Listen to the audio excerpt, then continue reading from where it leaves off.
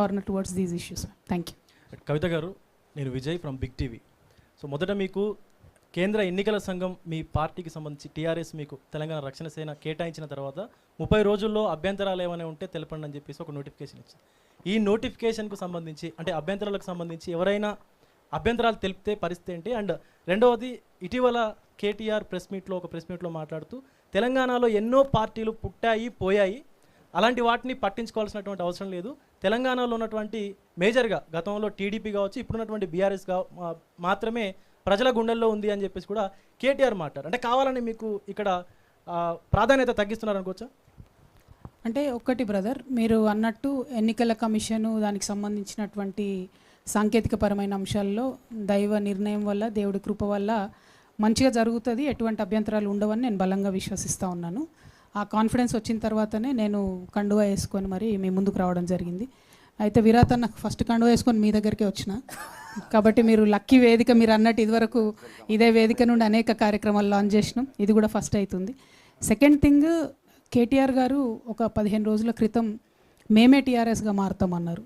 దాన్ని ఇప్పుడు మేము టీఆర్ఎస్ అయ్యేసరికి వారు పట్టించుకోని అవసరం లేదని చెప్పి మాట్లాడుతున్నారు.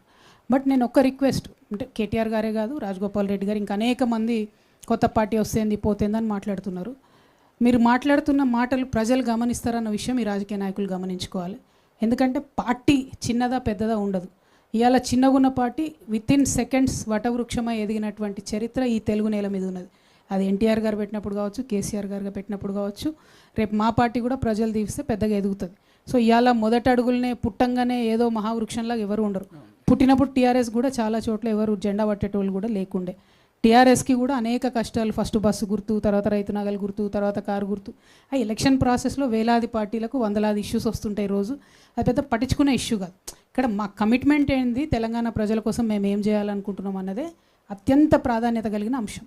అన్నిటికన్నా ఎక్కువ నాకున్న ఓపికకి, నేను చూసి వచ్చిన జీవితానికి, నేను అనుకున్న లక్ష్యానికి చేరడానికి ఎన్ని కష్టాలు ఎదురైనా నేను ముందుకే పోతా తప్ప వెనకకు పోను. కాబట్టి ఆ కమిట్మెంట్తోనే తెలంగాణ ప్రజలకు సంబంధించిన అన్ని అంశాల మీద నేను పనిచేస్తాను. సో ఇవాళ అనేక మంది లైట్ తీసుకుంటున్నట్టు మాట్లాడినా, నేను మాట్లాడను, కమెంట్ చేయను, ఇట్లాంటి ఏవి మాట్లాడినా కూడా వాటిని మేము పెద్ద హార్ట్కి తీసుకోము. ఎందుకంటే మా ప్రజల దగ్గరికి పోవాలి, ప్రజల హృదయాలు గెలుచుకోవాలి.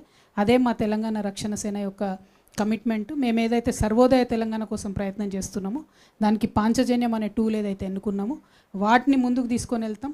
ఇవాళ వాటి మీద ఫైట్ చేస్తాం, రేపటి నాడు అధికారంలోకి వస్తాం, వచ్చినాక వాటిని అమలు చేస్తాం. అంతకుమించి పెద్దగా చెప్పడానికి ఏం లేదు. Thank you.